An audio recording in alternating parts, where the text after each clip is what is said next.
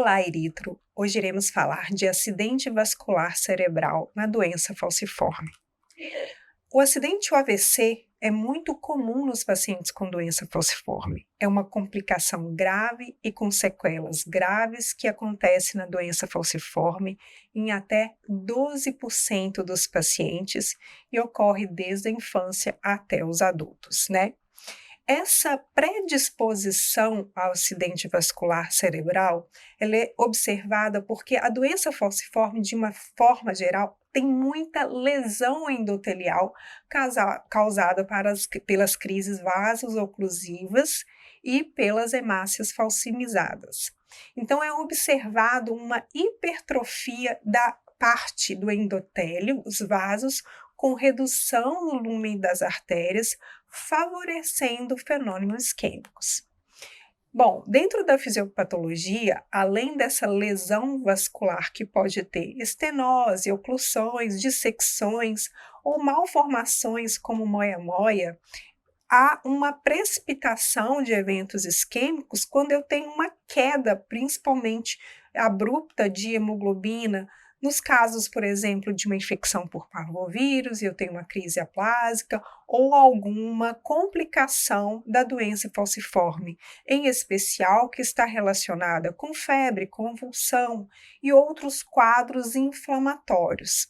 Ou na situação dessas complicações nas quais a transfusão é feita de forma rápida, abrupta, que eleva a hemoglobina, principalmente acima de 10 a 12 gramas por decilitro em alguns autores, levando a hiperviscosidade e propiciando fazer uma isquemia cerebral. O AVC isquêmico em paciente com doença falciforme, ele é um pouco diferente a depender do paciente. Crianças, considerado por alguns autores menor que 18 anos e outros autores menor que 10 anos, ele fala que a fisiopatologia é exclusiva da doença falciforme, ou seja, eu tenho uma crise vaso-oclusiva.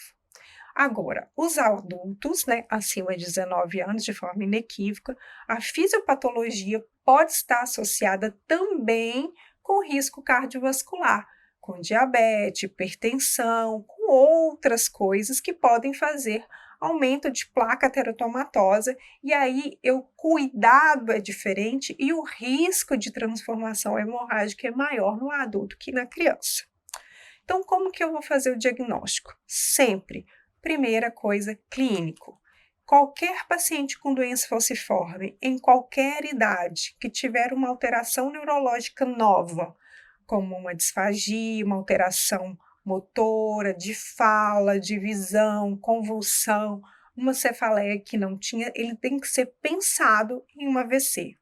E aí, o mais importante, doente falciforme com alteração neurológica nova, você tem que pensar em evento isquêmico agudo cerebral. E aí eu vou confirmar ou para uma tomografia computadorizada de crânio, que é mais disponível, e o melhor seria uma angiorressonância cerebral, que conseguiria identificar com mais precisão essas vasculopatias e essas alterações isquêmicas. E agora eu vou falar uma outra parte, que é do laboratório, que não faz parte do diagnóstico. Mas como estamos diante a uma urgência clínica, eu preciso saber qual que é a hemoglobina basal do meu paciente nesse momento. Se a hemoglobina dele está maior que 10 ou menor que 10. Além disso, eu vou precisar de íons e função renal, porque eu posso precisar de fazer contraste, fazer outras avaliações de alteração neurológica. Então, o laboratório bioquímico de análise clínica, ele não faz parte do diagnóstico, mas devido à urgência da manifestação, a gente vai colocar ele como diagnóstico. E o tratamento? Como é feito o tratamento? Se eu confirmei um AVC agudo, isquêmico num doente falciforme, o tratamento é transfusão de hemácia. Se eu tenho uma hemoglobina basal do paciente no hemograma, hemoglobina maior que 10, eu já posso ir para o fluxograma da transfusão de troca, ou seja, eu vou trocar essa transfusão, esse sangue, por uma hemoglobina A normal.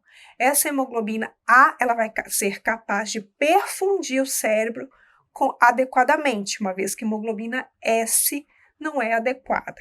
Como ele está com hemoglobina acima de 10 eu não posso fazer só uma transfusão simples, porque eu aumento a viscosidade e pioro a lesão cerebral. Então eu faço uma sangria, tá? E coloco a transfusão. Isso eu tenho alguns cálculos, mas de uma forma geral, eles fazem uma sangria menos que 8 ml por quilo, mas você pode fazer uma sangria mais específica, determinando o valor do hematócrito. E esse alvo, o alvo de forma inequívoca é manter uma hemoglobina S menor que 30.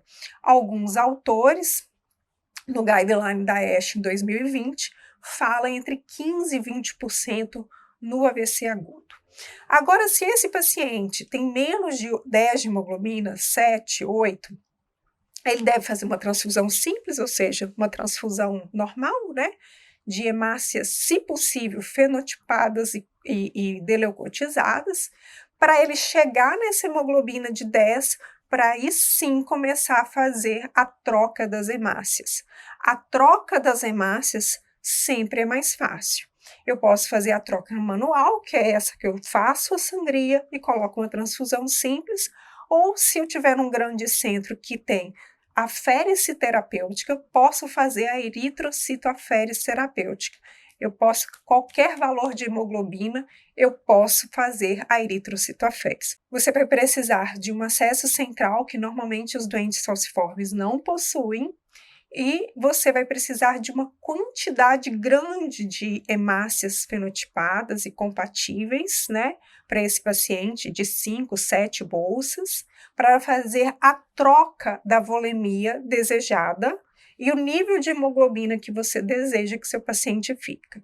Então, você tem um software que você vai colocar os dados, o delta de retirada, né, qual que é a fração que você quer retirar desse paciente. Por exemplo, você tem um paciente com 95 de hemoglobina S e você quer passar ele para 15, você tem 80% da volemia hemática precisa ser substituída. Você coloca o hematócrito do paciente, o hematócrito das bolsas, a hemoglobina do paciente atual, a hemoglobina que você deseja que ficar, e há um cálculo que usa-se no aplicativo que vai te falar quantas bolsas serão necessárias para um procedimento. Um procedimento que com um catéter, né, que é um catéter compatível com o de diálise, você troca toda a volemia do paciente em mais ou menos 120 minutos, e o paciente de 95 de hemoglobina, em 2 horas, ele vai para 15 de hemoglobina S. É super eficaz, tem uma evidência científica muito boa pelo guideline da ASFA, e ele deve ser feito sempre que disponível em grandes centros que permitam fazer esse tipo de atendimento dos pacientes com AVC agudo. E depois a gente tem que manter esse paciente oxigenado, fazer avaliação de outras causas, né? Principalmente os pacientes adultos. O guideline da ASFA fala que o paciente com diagnóstico em 4 a 24 horas, você pode pensar em fazer trombólise ou trombectomia para prevenir sequelas grandes. Mas isso é muito discutido pelo risco especial de transformação hemorrágica, e se isso for impedir que esse paciente seja feito a exsanguíneo transfusão, seja manual, seja automatizada, não deve acontecer, porque o tratamento do AVC na doença falciforme é transfusão. A profilaxia primária, ela acontece no cuidado das crianças entre 2 e 16 anos no Brasil. Eles fazem o Doppler transcraniano. E se identificado uma velocidade acima de 220 na cerebral médica, 220 centímetros por segundo na cerebral médica, já é indicação de fazer transfusão crônica com o objetivo de manter a hemoglobina S menor que 30 e super eficaz, uma eficácia acima de 90% de não acontecer AVC nas crianças em profilaxia primária. Também, se vocês acharem duas medidas acima de 200 centímetros por segundo, com diferença entre 4 semanas, também já é critério de hipertensão crônica, de profilaxia transfusional crônica. Esses pacientes que têm essa alteração vascular, que pode levar ao AVC, também são candidatos a transplante alogênico. O transplante alogênico, ele é um tratamento liberado no país para tratamento definitivo da doença falciforme, liberado para pacientes que têm doador 100% HLA idêntico, que infelizmente é na casa dos 15%, e é feito com bastante sucesso dos centros brasileiros. E uma vez que o paciente teve a profilaxia secundária, né, o AVC ele vai fazer a profilaxia secundária, e os melhores resultados para evitar recorrência de AVC é a transfusão crônica, no qual o paciente é submetido de transfusões recorrentes, transfusões de troca, com o objetivo de manter essa hemoglobina S menor que 30. Existem vários limitadores, a aloimunização é o mais complexo deles. Uma vez que esse doente tem um anticorpo, a chance dele fazer novos anticorpos é 5 vezes maior que o habitual, e a questão do acesso periférico para fazer as sangrias, né, precisa de um acesso calibroso, e muito desse paciente, ao longo do tempo do tratamento, que a princípio pode ser por tempo indeterminado, para prevenção de novas AVCs, ele começa a ser um complicador. A hidroxiureia, se possui um resultado inferior à transfusão, que deve ser limitada só nos pacientes que realmente não conseguem fazer a transfusão com o objetivo adequado. E o transplante alogênico também está indicado com aquelas considerações que eu falei a princípio. Então, resumindo, o paciente com doença falciforme, em qualquer idade, com sintoma neurológico novo, temos que pensar em AVC. É uma urgência clínica e é uma frase bem conhecida nos tratamentos de AVC, que tempo é cérebro, e cérebro é um órgão essencial para o corpo humano, né? A transfusão com alvo de queda da hemoglobina S para menos que 30 é, assim, o tratamento padrão, tanto na profilaxia secundária, quanto no atendimento do paciente com AVC agudo, e sempre mantendo uma hemoglobina na casa de 10, não elevando essa hemoglobina de forma rápida. Transfusão simples, transfusão manual, de troca manual ou automatizada, vai depender da condição do paciente e do local que ele está sendo atendido. E esse tipo de complicação muda o cuidado do paciente de forma definitiva. Espero que tenham gostado, e é só isso.